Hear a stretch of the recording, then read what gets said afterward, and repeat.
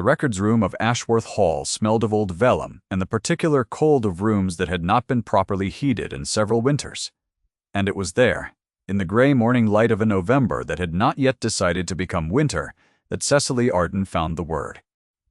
She had been sorting correspondence for 3 weeks. Her father's death had left her with very little. The house in Crestwick would pass to his creditors by Christmas, and the papers he had managed for the Ashworth estate, accumulated over 2 decades of meticulous service, had to be returned in good order. It was the kind of work a solicitor's daughter could do without being paid for it, which was the kind of work a solicitor's daughter was generally offered. She had a desk, she had a lamp, she had Mrs. Parrish, the housekeeper who brought her tea at 10 without being asked, and set it at the corner of the desk without interrupting. The document had been folded inside a letter dated 4 years prior, misfiled in a bundle of estate correspondence from the spring of 1811. Cecily had unfolded it the way she had unfolded everything else, carefully laying it flat, smoothing the crease with the edge of her thumb. She read the printed form first, the official summary from the county registry, the language clinical and abbreviated, inflammatory gastric illness, decline over a period of some weeks, natural causes consistent with constitution. She had read such reports before, accompanying her father to legal reviews of deceased estates, and this one had seemed ordinary until she reached the marginalia. The coroner had written in a different hand from the summary. In the spidery notation of a man thinking aloud on the page, a single word, circled twice in faded ink, with a question mark beside it. Arsenical. She had read it 3 times. Then she had sat very still in her chair and listened to the hall outside the records room, to the sound of footsteps she had already learned to distinguish in 3 weeks. The housekeeper's quick, purposeful tread, the steward's heavier step, and the one she had not been able to stop tracking without intending to. The long, unhurried stride of the Duke of Ashworth himself. The footsteps stopped outside the records room door. Edmund Ashworth did not knock. He seldom did. In his own house, which Cecily had noted was not arrogant so much as a man who had lived alone, in his own corridors for so long, he had forgotten there might be someone on the other side of a door worth the gesture. He opened it and stood in the frame, and his gaze went directly to the document open on her desk, with the precision of a man who had been looking for something, and recognized it without meaning to. She covered it with her hand. She could not have said why. The motion was instinct, her palm flat against the page, and she felt the crease of it through her glove, and thought of what she was. A solicitor's daughter sorting papers, of the man whose wife lay in the churchyard, of the word beneath her palm that changed everything. He looked at her hand. He looked at her face. He said nothing for a moment that lasted longer than the silence warranted. "Miss Arden," he said at last. His voice was level in the way that long discipline makes level. "I was not informed you would be working today. I was not informed." "I required informing, Your Grace," she said, and the steadiness of her own voice surprised her. "My father's arrangement was with the estate. I am completing it." He did not argue the point. He looked again at her hand on the desk, and she thought she saw something shift in his face. A small adjustment of the muscles around his jaw. Not anger, not quite, but a quality of attention she had not expected from him. In 3 weeks he had passed through the records room twice, acknowledged her each time with a brief nod of the kind one gives to furniture that has been rearranged in a corridor, and left. He was not a man who lingered in the vicinity of women sorting his correspondence. He lingered now. He said, "When you have finished with that bundle, the correspondence from the spring of 18, the 11th of May, be set aside, rather than returned. My solicitor will collect it." "Of course," she said. He left. She listened to his footsteps move away down the corridor. Then she lifted her hand from the document, and read the word again, and understood that she was now in the position of knowing something that could not be safely unknown. Her father's name had been Martin Arden, and he had served the Ashworth estate for 22 years, and he had been, above all other things, a careful man. He had died of a fever in October. quickly enough that Cecily had not reached him before the end, and slowly enough that he had been able to direct, in writing, what was to be done with his effects. The papers went back to Ashworth. The house was to be surrendered in good order. Cecily was to trouble no one, and was to take the commission offered by Mrs. Whitmore in Bath for copying legal documents, which would keep her in employment until the end of the following year. She had not yet written to Mrs. Whitmore. She had thought there would be time. Ashworth Hall was not a welcoming house in November, but it was not an unkind one.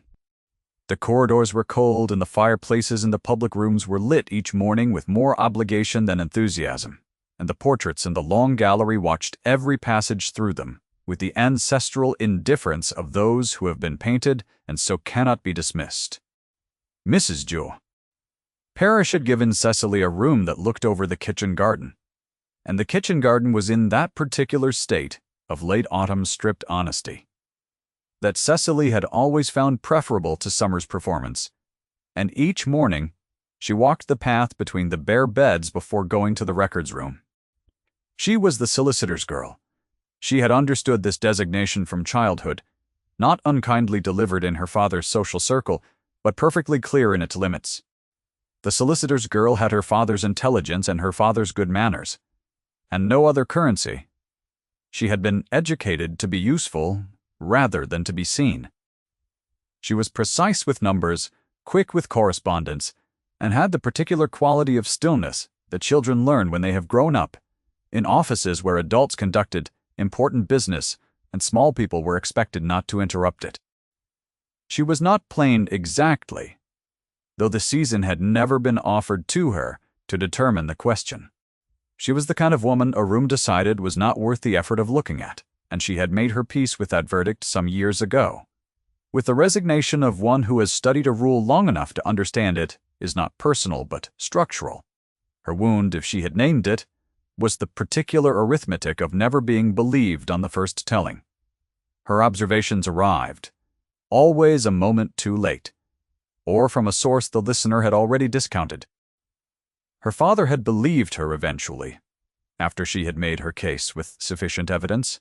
No one else had found her worth the trouble. She thought of this sitting in the records room with the coroner's document beneath her hand, and understood that the word she had found would be worth precisely nothing coming from her. To the hall, she was just the solicitor's girl, returned to tidy what her father had left undone. Lady Constance Farwell arrived at Ashworth on the 14th of November, as she had evidently arrived at Ashworth every autumn for the past 4 years, with the ease of a woman who had never been refused a door she wished to enter. She came with her daughter, Lady Amelia, who was 20 and possessed of the particular golden confidence of a young woman who has been told since infancy that she is the obvious choice for everything. They came in a well-appointed carriage with 2 outriders, and luggage enough for a month, though no month had been named, and Mrs. Parrish met them in the entrance hall with the measured courtesy of a woman who has received guests she did not invite many times before, and has learned to do it without her face. Constance was perhaps 50, with the bearing of a woman who had grown up certain that social architecture was not a metaphor, but a literal and load-bearing structure. She wore charcoal silk with a precision that suggested it had not been chosen but assigned. Her hair was dark still, almost theatrically so, and her eyes were the pale gray of ice that has been frozen over something. She kissed the air beside Cecily's cheek when they were introduced, and said without unkindness, in the tone of one noting a piece of furniture's position, "Ah, the solicitor's girl, Miss Arden," said Mrs. Praw. Parrish behind her with the quiet firmness of a woman who does not argue but will not let a thing stand uncorrected. "Of course," said Constance, and smiled. "How very useful that she is still here." Amelia said nothing. She had already looked at Cecily the way one looks at a curtain one has not noticed, was there until one nearly walked into it, and had then looked away, at Edmund, who had entered the hall from the corridor that led to his study. He greeted Constance with the formal courtesy of a man fulfilling an obligation he had calculated the cost of in advance. He greeted Amelia with the same. He did not greet Cecily, who was near enough the door to the corridor to step back into it, and she did, feeling the cool air of the passage close around her like relief. The household adjusted itself to the guests the way a tide adjusts to an introduced weight. Dinners became formal. The drawing room was used after supper. Amelia played the pianoforte in the evenings with the particular talent of a woman who has practiced enough to perform competently and not enough to feel anything while doing it. Constance sat near Edmund at every meal and spoke to him in the low, carrying tones of a woman who has long practiced at conversations that appear private and are not. Cecily ate in the small dining room off the kitchen, at Constance's suggestion, which Mrs. Parrish had relayed to her with an expression that apologized without using words. It was, Constance had said, more appropriate, given Miss Arden's position. Edmund had said nothing. Cecily had noted that too. She had hidden the coroner's document inside a volume of estate correspondence dated 1809, which she had then returned to the shelf in correct chronological order, where it sat among 17 other such volumes and could not be easily found by anyone who did not know exactly what they were looking for. She had not yet determined what she was going to do with what she had found. She knew only that she could not hand it back. It was Mrs. Parrish who showed her what kind of man Edmund Ashworth was, though not by telling her. On the third morning after Constance's arrival, Cecily came early to the records room and heard raised voices from the direction of the servants' hall, which was unusual enough that she paused in the corridor. One of the voices was Constance's. The other belonged to a girl Cecily had encountered twice, a young kitchen maid named Paul, who was perhaps 14 and who had the manner of someone who had learned very early that the world would ask her to make herself smaller at frequent intervals. Cecily did not mean to go toward the sound. She went, nonetheless. She came around the corner of the corridor to find Paul backed against the wall of the servants' hall with a small silver button-holder in her hand, the kind used for dress gloves, and Constance standing over her with the tranquil certainty of someone who has decided an outcome and is merely completing the paperwork. "The maid stole it from my dressing table," Constance said, to no one in particular, which meant to the footman standing nearby. "She will be dismissed without character." "I did not steal it," Paul said in a voice nearly too quiet to be heard. "It was in the linen cupboard. I found it in the linen cupboard and I was bringing it back," Cecily said. "The linen cupboard is 3 doors, that direction." If she had wished to take it, she would not have been walking toward Lady Farwell's rooms. The corridor went very still. Constance turned to look at her with the particular quality of attention one gives to an unexpected sound, something between assessment and dismissal. The footman looked at the wall.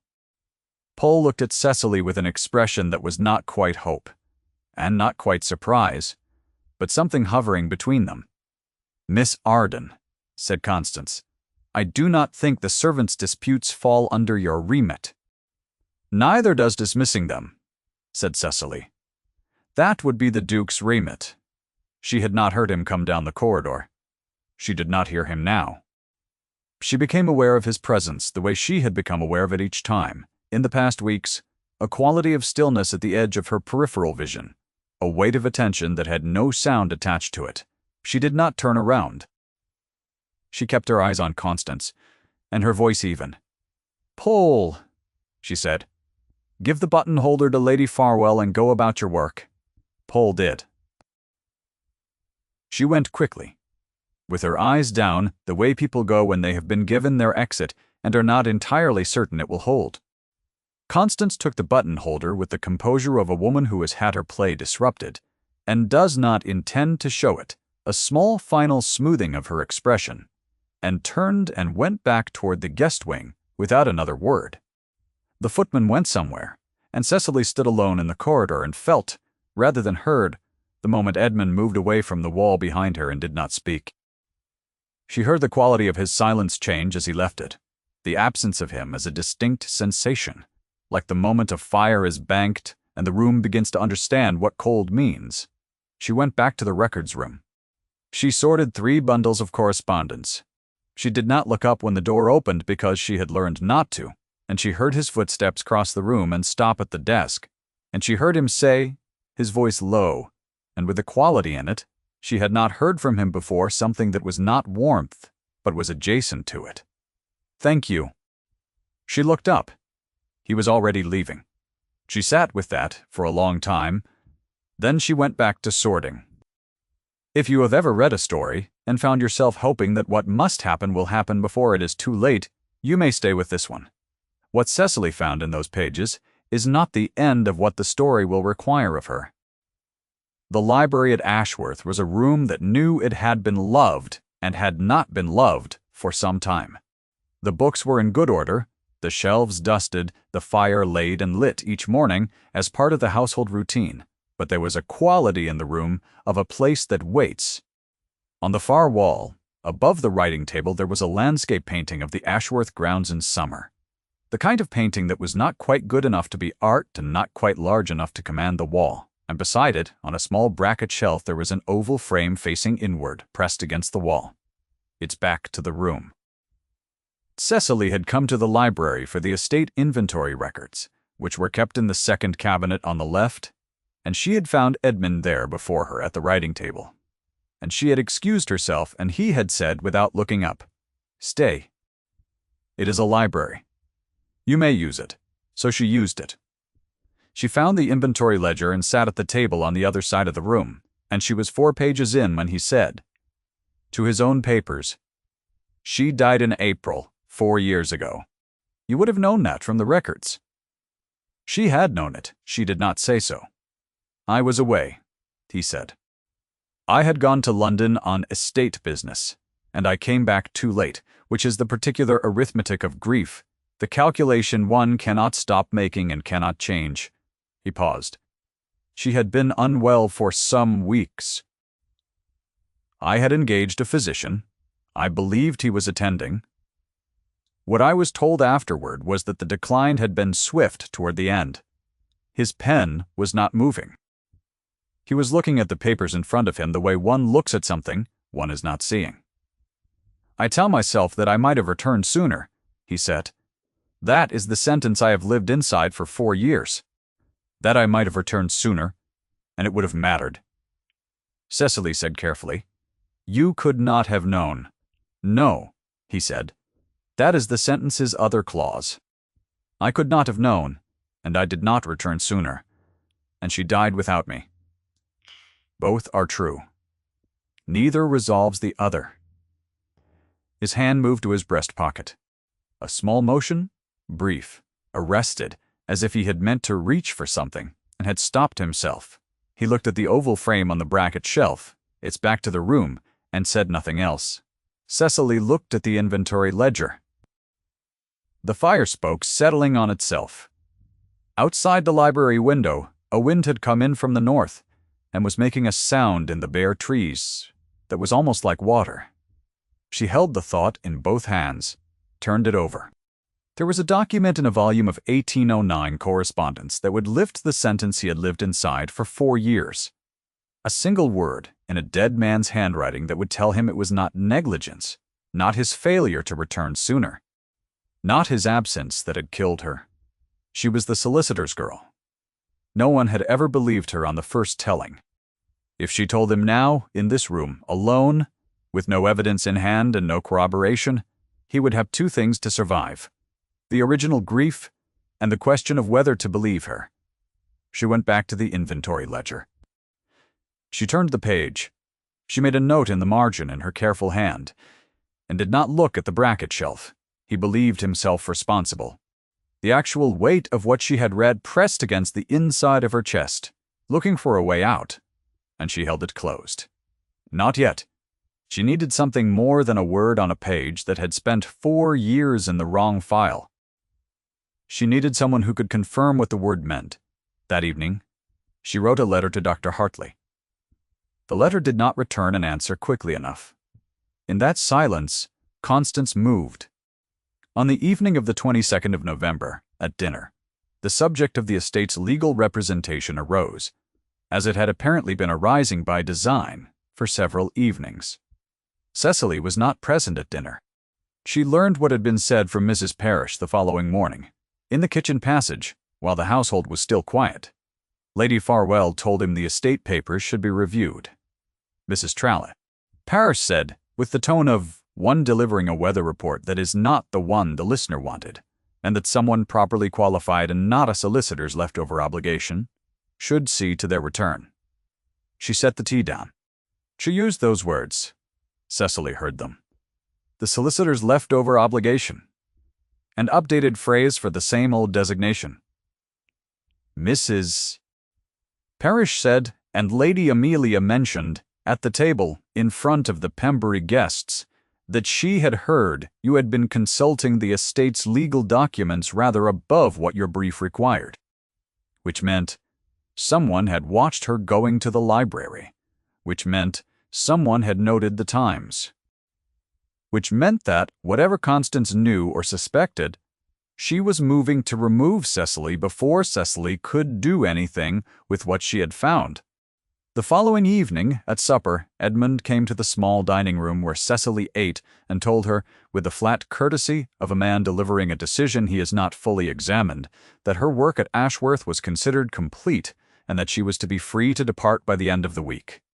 Lady Farwell has arranged for a messenger to collect the remaining papers, he said. I see, said Cecily. He did not look at ease. She noted that because she noted everything.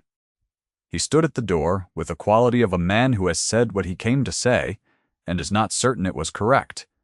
And she looked at him and thought that he did not know what he was sending her away from and did not know what he was keeping in his house. She said, as your grace wishes. He left. She sat with her hands flat on the table until she was certain she would not do anything unwise. Until the heat behind her eyes had subsided and her breathing had returned to something a stranger could not read. She had been told she was insufficient before. She had been told it by silence, by omission, by the particular social economy that saves its direct words for moments of maximum visibility. She had never been told it by a man she had begun, in spite of every reasonable caution. To believe was looking at her. She sat with that new shape of the same old wound and let it settle. And then she went to the records room, retrieved the volume dated 1809, removed the coroner's document from its hiding place, and folded it carefully inside her father's old leather correspondence case. She had one night. She had not yet heard from Dr. Hartley. There was another avenue, and she had been thinking of it since the beginning. She had a copy. She had made it 10 days earlier, on the second morning after finding the original, because she was her father's daughter, and her father had taught her that legal documents always travel in pairs. She had copied the entire document in her careful hand, including the marginal notation, including the word, including the question mark. The copy was in her room, inside the lining of a portmanteau she had not yet unpacked. In the morning before the household was awake, she dressed and sent a note to the coaching inn in the village. She walked to the village. It was 6 miles, and the morning was cold enough that her breath came in small clouds, and her fingers went numb inside her gloves inside the first mile. But she walked steadily, and the light came up gradually around her, and she had been walking difficult roads for long enough that her body knew what to do with the miles. Mr. Thorne, the county solicitor, kept his office above the coaching inn, which was a practical arrangement for a man in a small county town, whose clients frequently arrived by postchaise at inconvenient hours. She had met him once when her father was alive, and had found him a careful man, which was what she had needed. He let her in without ceremony. He read what she put in front of him without speaking. He set the copy down on the desk and looked at the word in her handwriting, the word she had copied from the original. And he said, "Where is the original?" "I have it," she said. She produced it from the correspondence case. He read the original. He read it for a long time. He set it beside the copy and looked at the two documents together and said, "This is the coroner's own notation.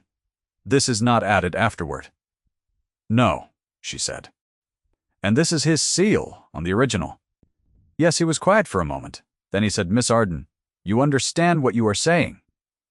"I understand what the document says," she said. "I am asking you to tell me if I am reading it correctly." He told her that she was. She had been in the office for perhaps an hour when the door opened. Edmund was not a man who arrived at unexpected moments by accident. She understood that later. She understood that he had gone to the records room that morning and found the volume of 1809 correspondence slightly out of place on the shelf, returned by someone who knew which volume, but not exactly where it sat, and that he had understood then what she had been keeping. He had sent to the coaching inn. He had come alone, without Constance, which told her that whatever he suspected he had not told her. He came through the door and stopped when he saw Cecily sitting at the table across from Mr. Bott. Thorn, and he looked at the two documents between them, and Cecily watched his face in that moment and thought she was looking at a man who had been living inside a sentence for 4 years and had just seen the first word of a different one. She did not speak. Mr. Thorn said carefully, "Your Grace." Edmund crossed to the table. He stood over the documents and read them, both of them, slowly, and the room was very quiet while he read, and the fire in Mr. Prass. Thorn's grate spoke in its low way, and outside the coaching inn's window the village was beginning its morning, and none of it seemed to belong to the same world as what was happening at this table. When he had read them both, he straightened. He was very still. He said, "Where did you find this?" "In your father's estate records," Cecily said. "Filed in 1809 correspondence. It had been misfiled. By whom?" "I cannot say." She could say. She did not, yet, but Lady Farwell was the primary beneficiary of the trust attached to the Ashworth estate in the event of your first wife's death without issue, before the terms expired in the spring of 1811. The silence that followed lasted a long time. "Caroline died in April of 1811, he said. "Yes," said Cecily. He looked at the document again. He looked at the word in the coroner's own hand, circled twice, with the question mark that the coroner had not been permitted to ask aloud. He looked at it the way a man looks at something he has needed for a long time, and had given up expecting to find. Cecily said quietly, "You did not fail her." He did not speak. She watched something move across his face that was not quite grief and not quite relief and was not quite anything she had a name for, a loosening, as if a sentence he had memorized over 4 years was being reread for the first time and was found to say something entirely different than he had believed. Mr. Thorn said, "There are processes available. Your Grace the magistrate for the county?" "Yes," Edmund said. He was still looking at the word. "We will go to him this morning. Both documents." He looked at Cecily. "That?" He said, "You walked 6 miles in November." 5 3/4, she said, "approximately." He said nothing for a moment that had a quality she could not name. Then he said, "We will return to Ashworth. I will require your presence." Both documents. They returned to Ashworth. Constance was in the drawing room when they arrived, which was where Constance spent her mornings, at the escritoire near the south window, in the posture of a woman who has arranged herself to receive information. Amelia was at the piano but not playing, her hands folded in her lap. 2 of the Pembury guests who had been extended in their visit were present, on the pretext of the weather, which had worsened after Cecily's morning walk. Cecily understood the architecture of the moment. The drawing room was exactly the room where the hierarchy had arranged itself each morning, where Constance had held court, where the question of Amelia's future and Edmund's household had been quietly litigated over 4 weeks of careful social architecture. It was the right room. Edmund entered it. Cecily came in behind him. Mr. Thorn had agreed to follow within the hour, having sent a note to the magistrate. There were 3 or 4 people in the room who did not know what was about to happen, and one who did. Constance looked at Cecily the way she had looked at her from the first day, with the composed certainty of a woman who had already decided what something was, and said pleasantly, "Miss Arden, I thought you were departing this week." "She is remaining," said Edmund. Constance's fan moved, a fractional adjustment, the only thing that moved. "Edmund, I do not think—" She stopped. "Miss Arden is under my protection," Edmund said. "She will not be moved." The drawing room had the particular quality of a room that has gone entirely still without anyone having moved. Constance looked at him. The Pembury guests looked at their hands. Amelia's hands in her lap were very still. Constance said with a composure that was excellent and not quite sufficient, "I do not understand your meaning." "I think you do," he said. He set the documents on the table between them, the original and the copy. And he said, "I should like you to look at the word in the margin." The word the coroner wrote in his own notation and was persuaded not to carry into the official summary. She looked at the documents for a long time. She did not touch them. Something in her face shifted, a calculation visible in its passing. But she was a woman who had managed her composure through many things, and she managed it now. Drawing herself up, and she said, "I cannot think what this has to do with it." "I will tell you what Mr. Thorne tells me it has to do with," Edmund said. "And then we will wait, because the magistrate is expected within the hour." The fan went still. Constance sat very straight. Amelia said nothing. The fire in the drawing-room grate said what fires say, which is that they do not judge, but they do not stop burning either. The magistrate came within the hour. As promised, Mr. Thorne came with him. The conversation that followed was conducted in Edmund's study, with the door closed, and Cecily waited in the corridor outside with Mrs. Parrish, who brought her tea she could not drink, and they stood together in the cold corridor without speaking, because there was nothing adequate to be said. When the study door opened, Edmund came out first. He looked at Cecily, and she saw in his face the quality she had first noted 10 days ago, when he had thanked her in the corridor. Not warmth exactly, but a country bordering on it, something that had been under frost for a long time and had begun, against all expectation, to remember what thaw felt like. "She has been asked to surrender her correspondence," he said, "and to remain in the county pending further inquiry." Thorne believes the original will speak for itself. "It will," Cecily said. He looked at her for a moment longer than the sentence required. He said, "You made a copy. My father taught me." She said, "Legal documents always travel in pairs." Something moved at the corner of his mouth. It was not quite what she would have called a smile, but it was the evidence of one, the ghost of the expression in the moment before it arrives, and it was the most unexpected thing she had seen in 4 weeks in his house. "Come inside," he said, which was both a command, and she understood now, something else entirely. She came inside. Constance departed Ashworth Hall 2 days later, with rather less ceremony than she had arrived with, and with the particular composure of a woman who has decided that composure is the only currency she has left. She did not speak to Cecily before she left. Amelia in the entrance hall paused beside Cecily, on her way out, and said quietly, and without the polish she had worn for weeks, that she had not known, that she would like Cecily to believe that. Cecily believed it. She told her so. Mrs. Parrish, watching from the passage, said nothing, but set her hand briefly on Cecily's arm as she passed, which was the precise eloquence Cecily had come to associate with her.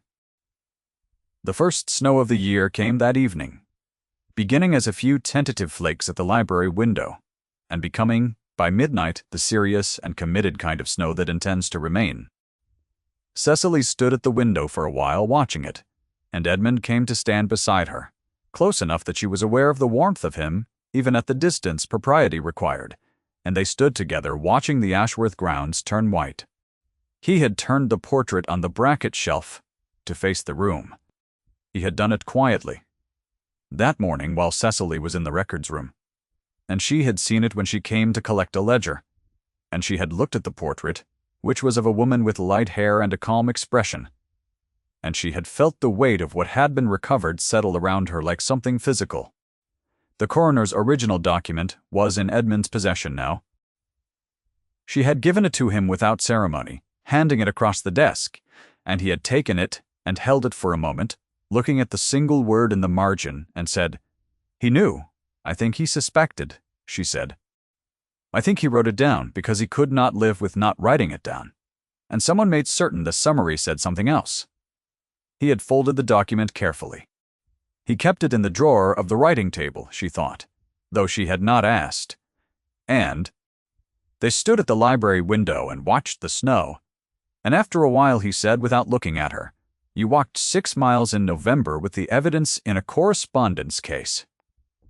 5 3/4, she said, as she had before, because you knew no one would believe you without it. She was quiet for a moment. Then she said, I knew it would be more efficient. He turned his head to look at her.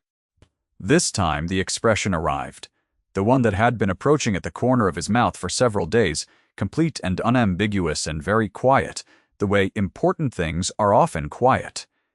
He said, Cecily. It was the first time he had used her given name. It arrived in the room with the weight of a thing that had been decided. She turned to look at him, and he was closer than she had realized, close enough that she could see the small detail of his face she had been collecting for weeks without meaning to. The line at the corner of his eye, the set of his jaw that was not quite granite when a man has allowed himself to stand beside someone in the dark and watch the snow. He said, I intend to write to your father's solicitor in the morning about your situation, if you are willing. My situation, she said. Your situation as it pertains to remaining at Ashworth. He looked at the snow and then at her, and the distance between them was not quite proper, and neither of them moved to correct it. Permanently. The word sat in the room, warm and plain, and entirely without the flowery ceremony she might have imagined such a word would carry. It was the word of a man who had chosen once, and had been denied that choice by grief and a lie, and who was choosing now with the particular care of someone who knows what the cost of error is. She said, I would like that. He offered her his hand, which was bare, and she took it, which was the most honest thing either of them had done in a very long time. Two people, without gloves, in a cold room, holding on. The snow went on falling outside the library window. The fire on the hearth spoke in its slow way. On the bracket shelf, the oval portrait of Caroline Ashworth looked out at the room again, restored to her proper place, no longer turned to the wall. Cicely thought of the document in the writing table drawer, the coroner's own hand. The word circled twice. She thought of her father, who had taught her that every document has a pair. That legal truth does not vanish, only waits for a careful reader. She thought of the walk through the November dark, the bare fields, the correspondence case against her hip, and the specific quality of knowing one has done the only thing available, and that it was the right thing. She looked at Edmund's hand in hers, and at the snow beyond the glass, and let herself stop moving toward what came next, and simply remain inside the moment that had finally arrived. If you have stayed with this story until the end, then you know what Cecily found, and what she did with it, and how a single word in a dead man's hand can carry the weight of 4 years of wrong grief, and set it down. Leave a word below, if you like, for the documents that tell the truth when every official summary has been made to say something else. We will be here. The fire burned down slowly in the library. The snow did not stop. On the small table beside the writing desk, her father's old leather correspondence case sat closed, its work done, the careful inheritance of a careful man, which had proven in the end to be more than enough.